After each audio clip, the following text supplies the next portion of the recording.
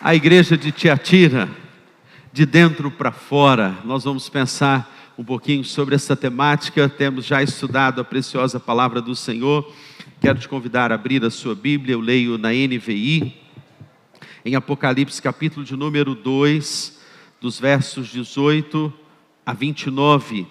A palavra do Senhor nos diz assim: ao anjo da igreja em Tiatira escreva: estas são as palavras do Filho de Deus, cujos olhos são como chama de fogo, os pés como bronze reluzente.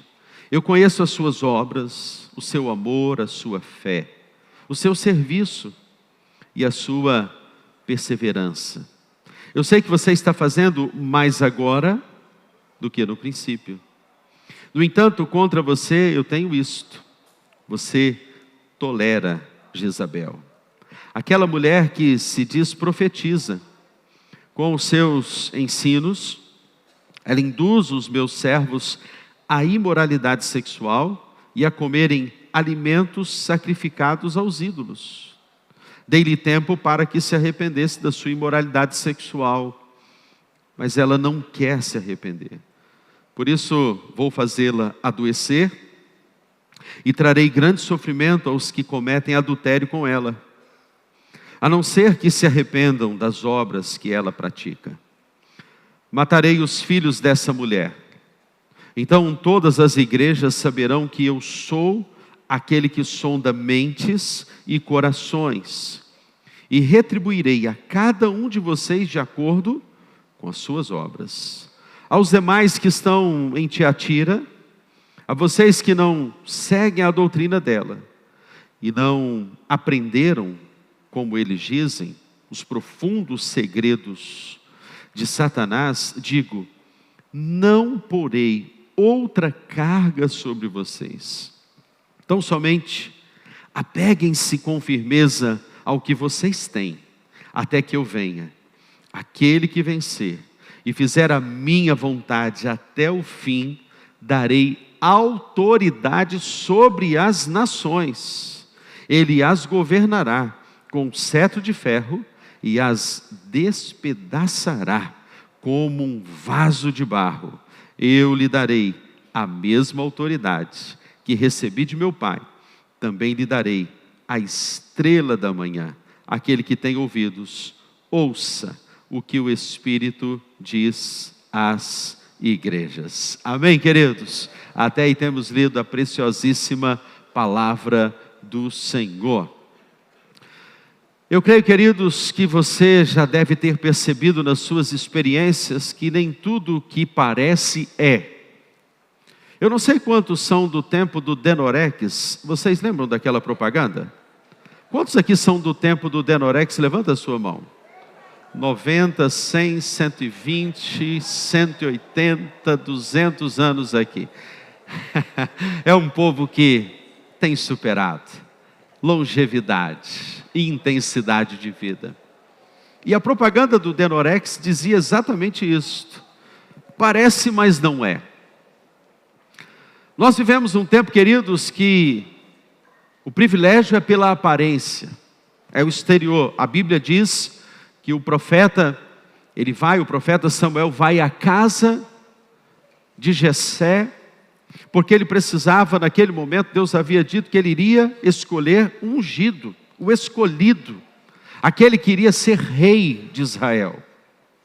E o próprio Deus disse: não atente para a sua aparência. É muito interessante porque o profeta, ele vai, ao chegar na casa de Jessé, todos os filhos são enfileirados e colocados à frente do profeta, os robustos, os fortes. E é interessante porque Samá, Eliabe, Abinadab, todos estão ali, os mais fortes são 7.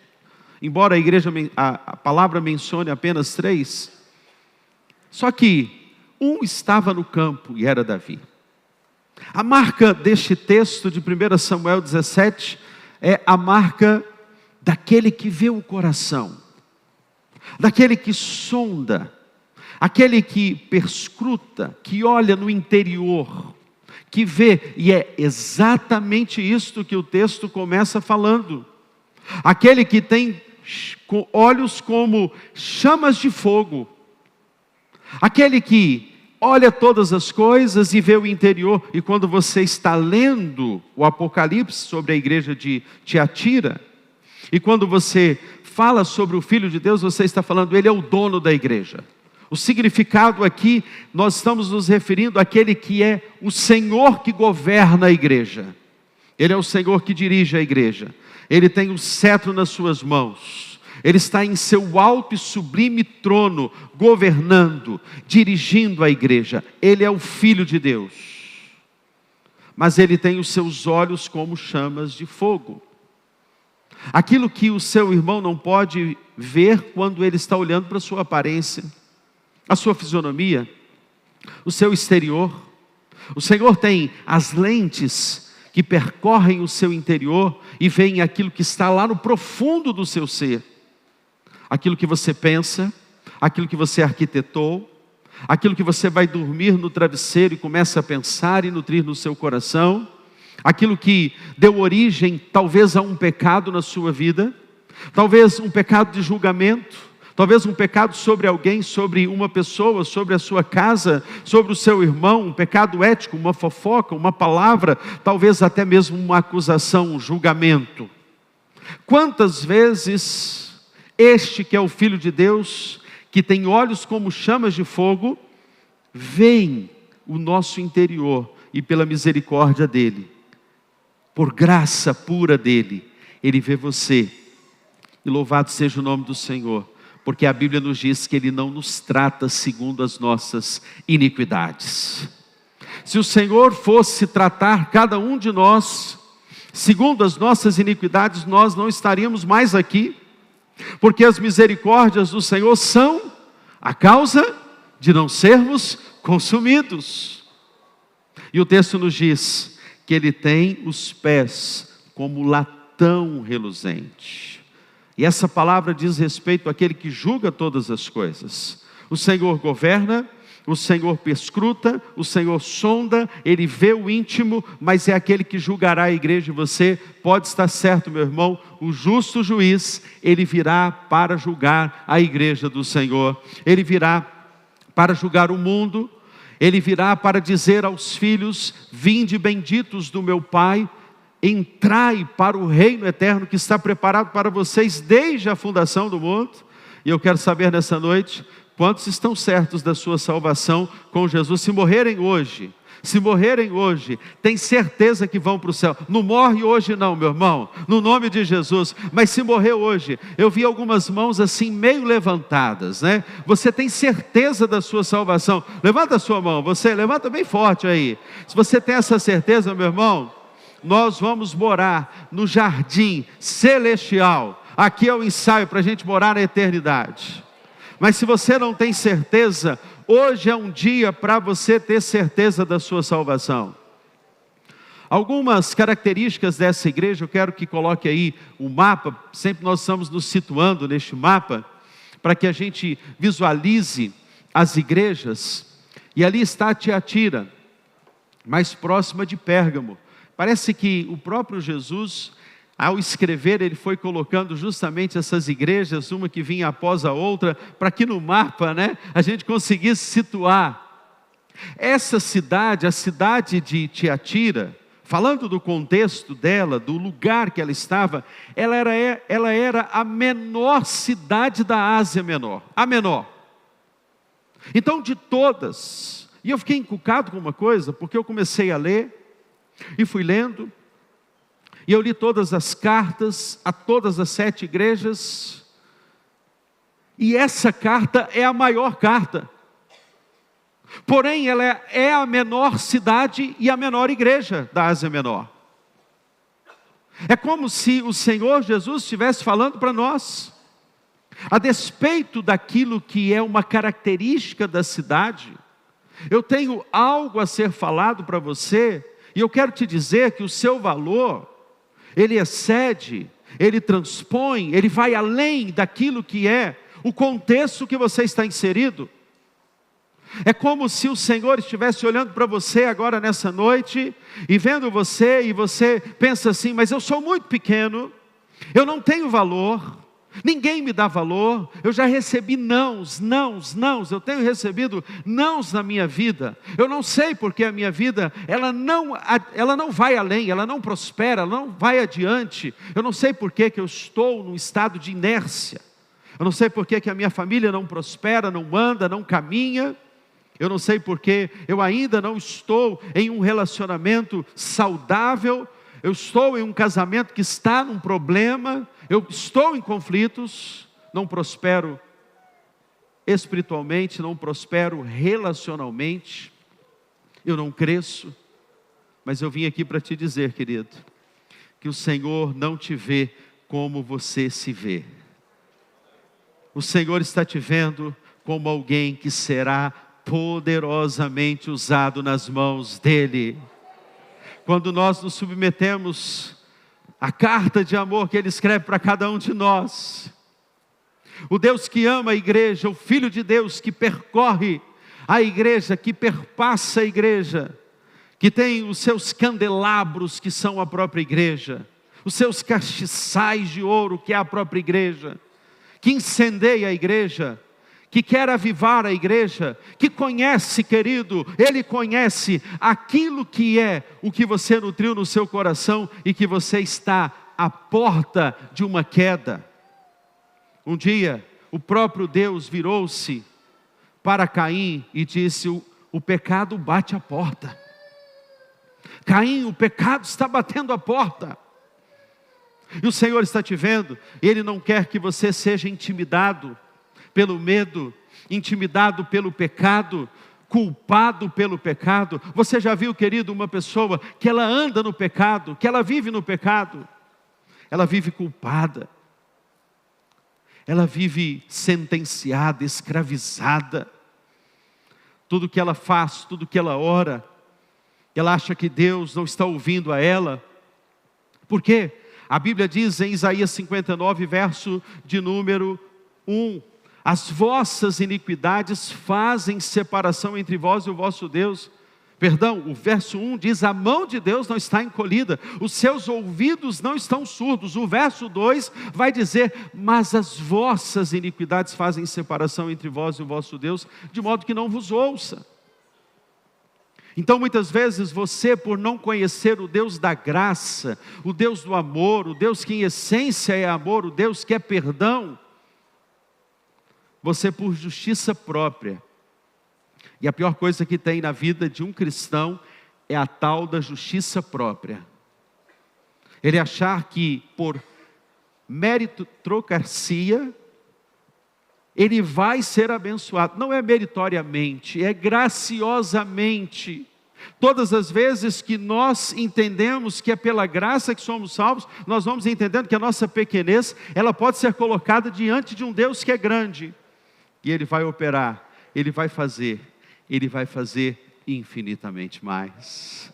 Esta cidade estava ali também, em um lugar que era uma cidade militar. Bem, para percorrer e chegar em Éfeso, e chegar lá em Esmirna, que eram as cidades portuárias, você tinha que passar por Tiatira. E o Império Romano meio que colocou uma cidade armada em Tiatira. Para quê? Para que ela servisse como um filtro. Tudo aquilo que passaria do Império Romano pelos correios da época, para chegar às cidades portuárias, teria que passar pela cidade de Tiatira. Então os militares estavam ali. Era uma cidade tida como uma cidade militar. Porém, queridos, ela não tinha muita relevância. Era uma cidade comercial e ficava nesse caminho que passava os correios do Império Romano. Ali, naquela cidade, existiam os denominados e chamados sindicatos. Aqui, para você entender esse contexto, para a gente entender o porquê que Jesus vai escrever e tecer algumas palavras a essa igreja, para você entender, foi justamente em Tiatira que esses sindicatos, o grêmio da época, do couro, da púrpura, da tinta, daquilo que se produzia. Eles foram fazendo os chamados sindicatos. Não tem o sindicato do comerciante, o sindicato dos empregados, o sindicato, daqueles que trabalham em casa, o sindicato dos comerciantes. Então eles fizeram esses sindicatos, e para participar desse sindicato dos comerciantes, você tinha que entrar no modus vivendi daquela realidade daqueles sindicatos. E você tinha então que fazer o quê? Os sacrifícios aos ídolos. Entendendo que aquele sacrifício iria atrair a presença de Deus, iria atrair a bondade de um Deus, o Deus do comércio.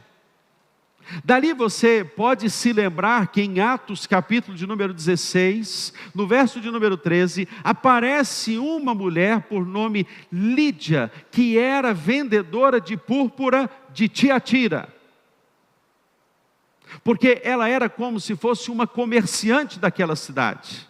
E o apóstolo Paulo, lá em Atos capítulo de número 16, vai pregar a palavra, vai louvar com Silas naquela cadeia, e vai pregar, as cadeias se soltam, porque quando o poder de Deus se manifesta, não tem grilhões, não tem algemas, não tem cadeia que vai aprisionar uma vida que o Senhor quer libertar. E o Senhor faz aquela grande obra através de Paulo e Silas. Eles pregam para Lídia, de fato ela se converte, e ela era vendedora de púrpura de Tiatira. Tiatira, com o seu comércio, com a sua pequenez. Porém o Senhor tinha uma palavra para aquela igreja. É interessante, queridos, notar que aparece uma personagem aqui. O texto nos diz que o Senhor, Ele vai tecer algumas palavras acerca destas vidas que aparecem aqui. E no verso de número 19, diz assim: eu conheço as tuas obras. Eu conheço aquilo que você faz. Eu conheço as suas atitudes. O resultado último das suas intenções. Então, como proceder diante de uma realidade como essa? O primeiro princípio que eu gostaria de destacar nessa noite é o princípio da relevância pelo ser e não pelo ter. O Senhor vai tecer aqui alguns comentários, porque o texto diz: eu conheço as obras. Ele diz que aquela igreja era uma igreja operosa, ela tinha serviço, ela tinha atitude. O texto chega a dizer que eu conheço a sua fé, eu conheço o seu amor, eu conheço a sua perseverança. E as últimas obras são mais numerosas do que as primeiras. Olha que coisa extraordinária, que sonho para a vida de um cristão, que ideal para a vida de um ser que está caminhando com o Senhor Jesus, que começa a andar com Deus, que começa a ter intimidade na palavra, que começa a ter experiências com o Senhor. As suas últimas atitudes são maiores, são melhores do que as primeiras. Será que o Senhor, ao olhar para a sua vida nessa noite, Ele está olhando e vendo como Tiatira, e vendo você e pensando assim: olha, ele mudou no caráter, ele mudou no jeito de ser, ele mudou na sua influência, ele mudou na sua casa, ele mudou nas suas reações, ele mudou nos seus impulsos, ele é um novo ser, as obras dele hoje são melhores. Jesus está tecendo um elogio sobre essa igreja. Eu espero que nessa noite o Senhor Jesus olhe para a minha vida, olhe para a sua vida, e Ele diga assim: o que você está fazendo hoje é infinitamente melhor do que aquilo que você fazia no passado. Você não é mais o mesmo.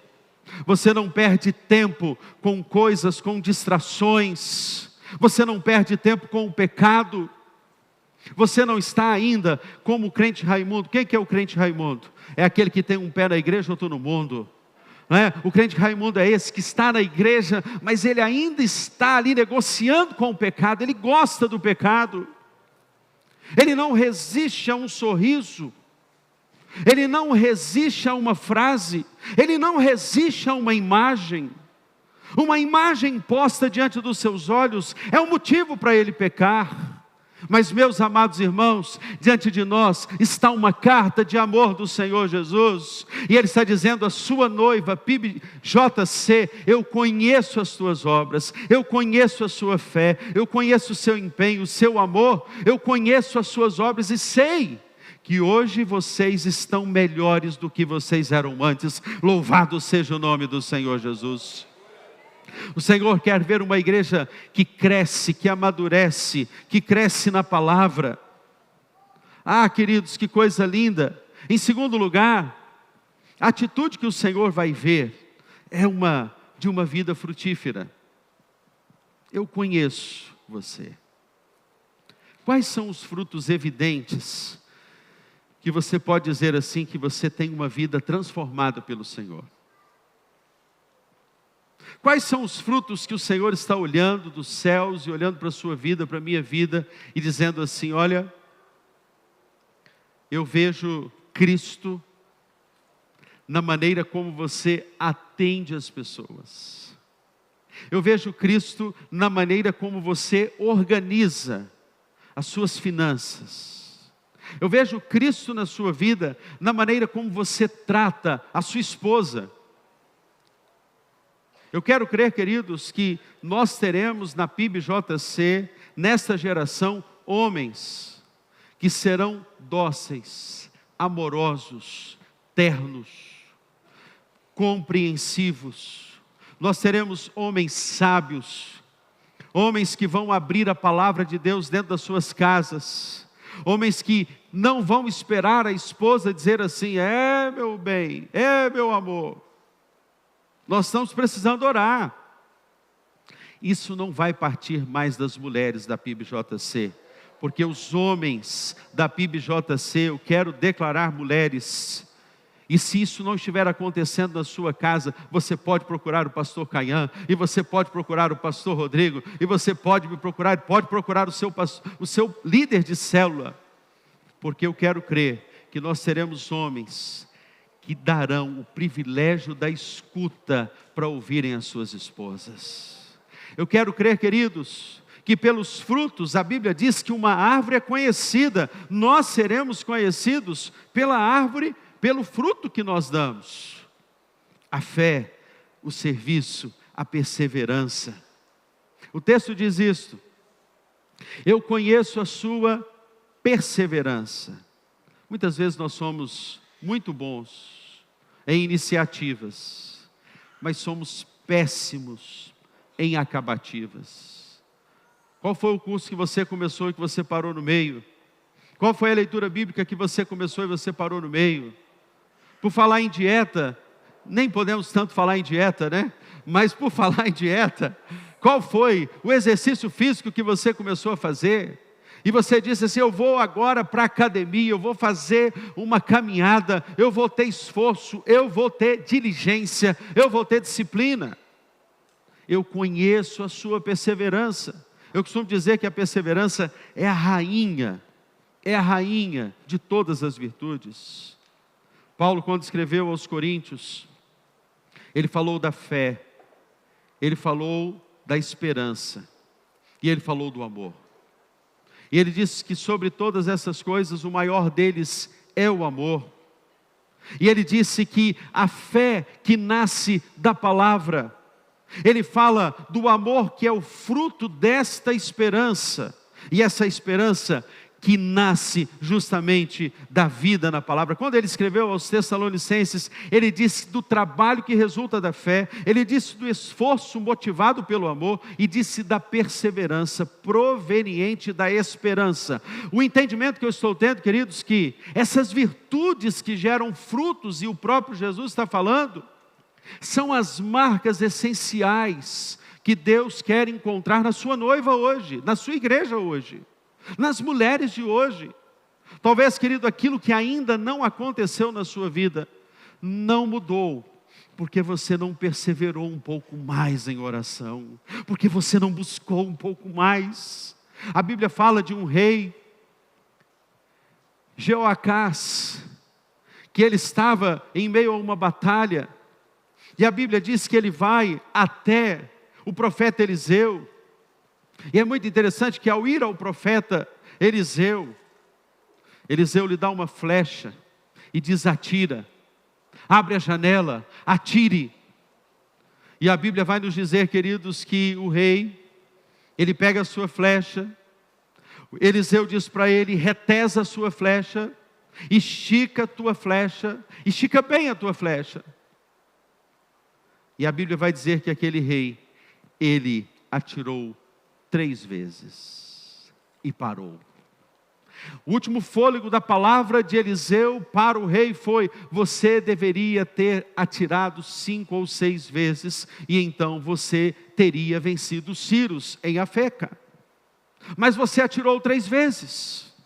É como se Deus estivesse dizendo para cada um de nós: eu quero encontrar mais perseverança, eu quero que você comece, eu quero que você termine, eu quero que você vá adiante na oração, porque a oração de um justo pode muito em seus efeitos. É Deus dizendo: eu conheço a sua perseverança, comece a doutrinar, comece a discipular, comece a cantar, coloque hinos de adoração na sua igreja, na sua casa, lá na sua célula. Faça isso, meu irmão, e creia que o Senhor vai ouvir a adoração do seu povo, porque o Senhor não resiste a um coração contrito e quebrantado. Aos seus Ele concederá, porque Ele conhece aqueles que são seus. Mas em terceiro lugar, o que destrói uma vida? Algumas coisas destroem uma vida. Em primeiro lugar, a abertura do pecado. A abertura do pecado. Quando você faz concessões ao pecado. Talvez a sua maior luta, querido, esteja sendo ao lidar com o seu celular. Eu tenho ouvido de maridos que confessam e que falam: tudo começou com uma mensagem. Tudo começou com uma imagem. Alguns até dizem assim: não foi a outra pessoa que me procurou, fui eu mesmo que fui lá procurar. E a Bíblia tem uma palavra muito linda acerca de Jó, porque diz em Jó, capítulo de número 1, que havia um homem na terra de Uz, cujo nome era Jó, homem íntegro, temente a Deus, e que se desviava do mal. A Bíblia fala de Jó assim: ele se desviava do mal. Só que há aqueles que são aqueles que procuram o mal. Deixa eu te perguntar uma coisa nessa noite. Você está carente? Você está com necessidade por conta da sua virilidade? Existe um buraco de orfandade aí dentro do seu coração? Para que você tenha necessidade de ser aceito pelo outro, visto pelo outro, receber o carinho do outro? Aonde reside essa carência? Por que você ainda está negociando a sua fé, trocando a bênção da primogenitura por causa de um prato de guisado, como foi o caso de Esaú? Por que você ainda negocia, conversa com o pecado? A Bíblia diz em Romanos capítulo de número 8, o pecado não terá mais domínio sobre vós. Havia uma mulher, queridos, na igreja de Tiatira, por nome Jezabel. Você sabia que o nome Jezabel significa pura? O nome Jezabel significa pureza. Só que lá, quando nós olhamos em 1 Reis, capítulo de número 18, e 1 Reis, capítulo de número 19, essa mulher, ela foi um instrumento de Satanás para tirar a autoridade de um profeta.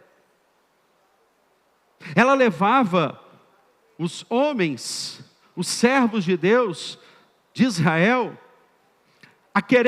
a desejarem praticar algumas atitudes de adoração a Baal. E quando eles não adoravam a Baal, o que ela fazia? Ela perseguia até matar. E ela tentou fazer isso com Elias. A Jezabel daqui, ela estava negociando, porque a gente não pode perder o status, a gente não pode perder o dinheiro. Então vamos fazer o seguinte, diante do nosso sindicato aqui da cidade, vamos aceitar aquilo que os comerciantes fazem. Nós vamos fazer o seguinte, nós vamos para as praças, nós vamos para o comércio, e quando eles fizerem lá a adoração aos deuses deles, nós só vamos estar ali. Não tem nada a ver, nós vamos ficar ali. E é interessante que o Senhor vai declarar uma palavra dura acerca de Jezabel. Eu tenho, porém, contra você o fato de você tolerar essa mulher. Vocês estão tolerando. Ela continua aí. Eu não sei, querido, se você tem tido paciência com o pecado. Eu não sei se você tem gostado do pecado, mas o pecado, ele pode te levar para mais longe do que você quer ir. O pecado pode custar mais caro do que você pode pagar. E a consequência do pecado é inevitável, ela virá. Em algumas igrejas, em alguns lugares, alguns líderes começaram a dar brechas, abrir brechas e fazer algumas concessões. E quando se viu, aqueles próprios líderes estavam se deitando com pessoas da própria liderança. Mas eu quero declarar aqui nessa noite, que esse tempo de negociar e brincar com o pecado acabou nas nossas vidas, louvado seja o nome do Senhor. Aqui não tem mais menino, criança que vai brincar com o pecado. É tempo de pureza, é tempo de santidade, porque sem santidade ninguém verá o Senhor. Ninguém verá o Senhor. Somente os puros, somente aqueles que não brincam com o pecado, que levam a sério a vida com Deus, puros de coração, que verão a Deus. Pergunte ao Espírito Santo então, nessa noite: Senhor, o Senhor acha pureza no meu coração? Bem-aventurados os puros. Por quê? Porque estes verão a Deus. Se você quer ver a Deus, meu irmão, é muito importante hoje mesmo você começar um conserto na sua vida. Quem sabe, meu amado, você vai precisar de fazer um jejum acerca do seu celular, dos seus acessos. Talvez você vai precisar romper com a internet durante um tempo, entrar numa crise de abstinência, sim, mas romper com aquilo que está te dando acesso e te levando a lugares que Deus não quer que você esteja. Deus não te fez para ser destruído, Deus te criou para a glória, e Deus quer te ver na glória. Ele te dá a livre escolha para você escolher. A prática do pecado, a persistência no pecado, há muitas pessoas assim. O Senhor está dizendo: eu abomino.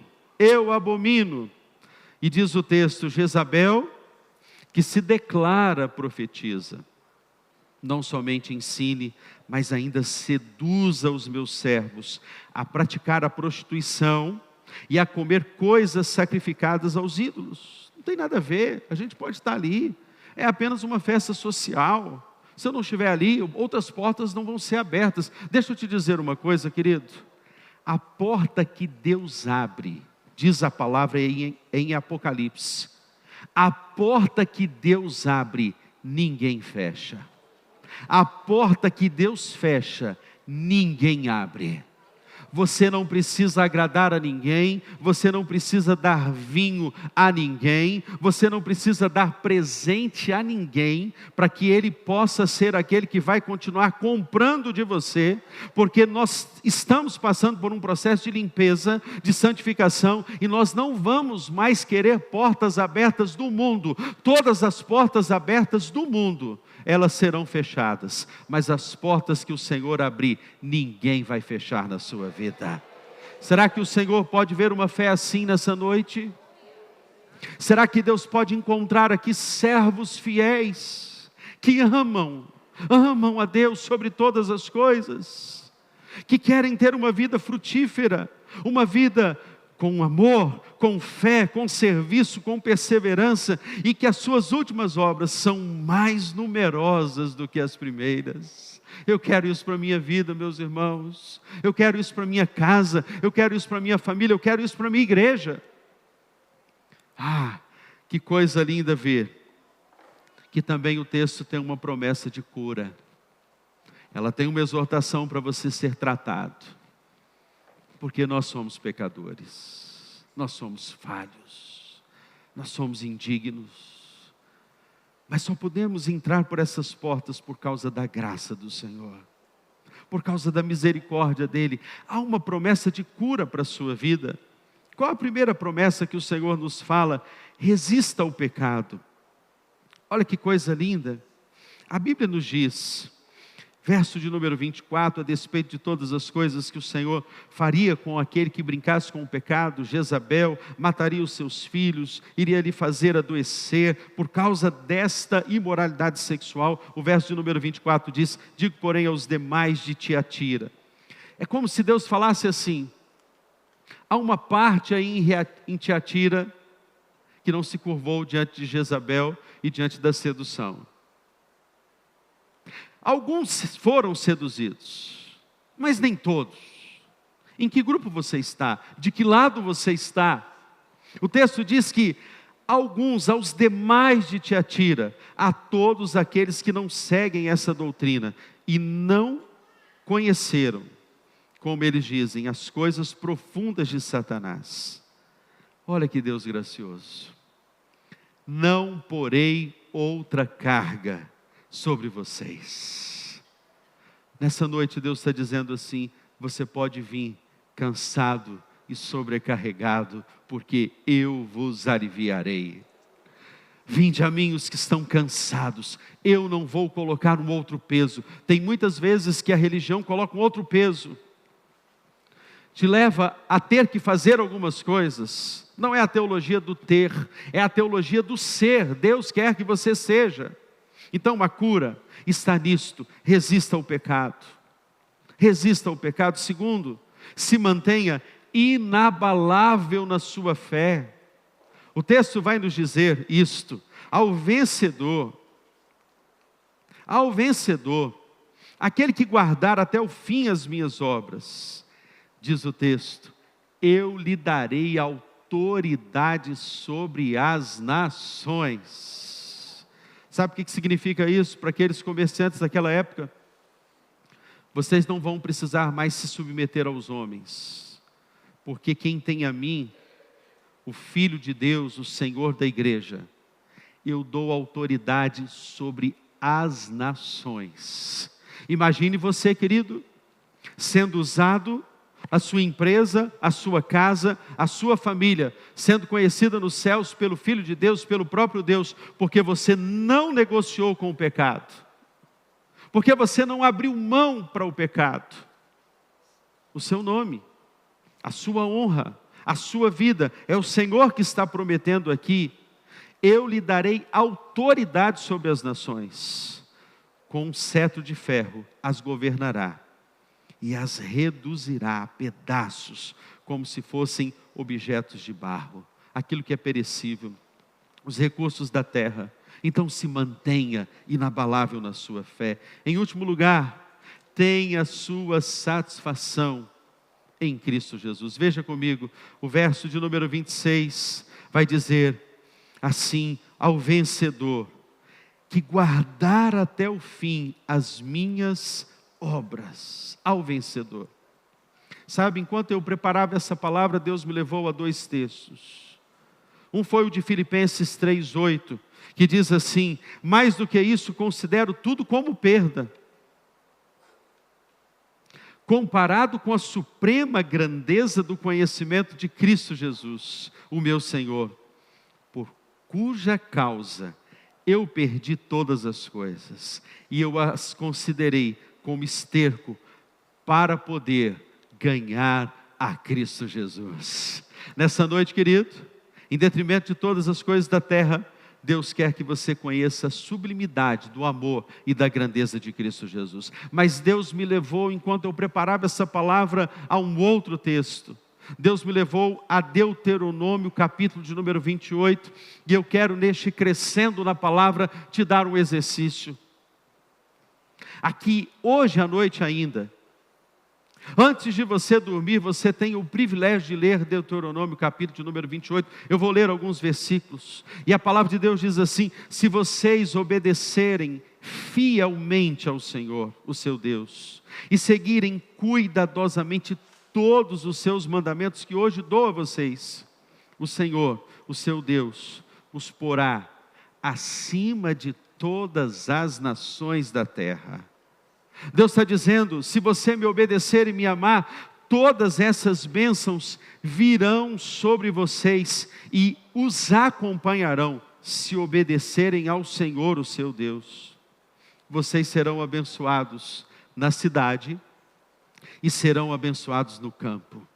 A Bíblia tem uma promessa para você grandiosa, no verso de número 4. A Bíblia diz assim: os filhos do seu ventre serão abençoados, como também as colheitas da sua terra, a cria das vacas e das ovelhas. A sua cesta, a sua amassadeira serão abençoadas. Vocês serão abençoados quando entrarem e quando saírem. O Senhor concederá que sejam derrotados diante de vocês os inimigos que se levantarem contra vocês.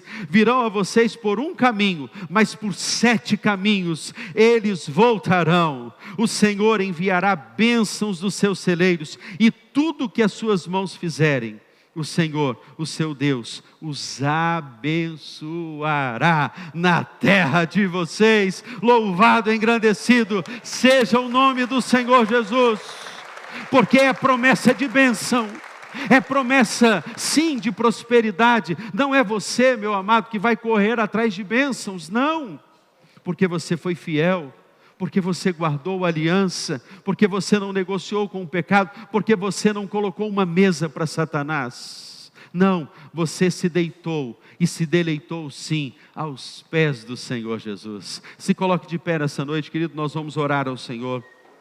Resista ao pecado, abra mão do pecado.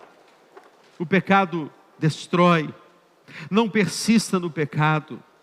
Deus tem uma cura para a sua vida, tem a sua satisfação totalmente em Cristo. Existe uma pergunta fundamental nessa noite, e você precisa ouvi-la e perguntar a si mesmo.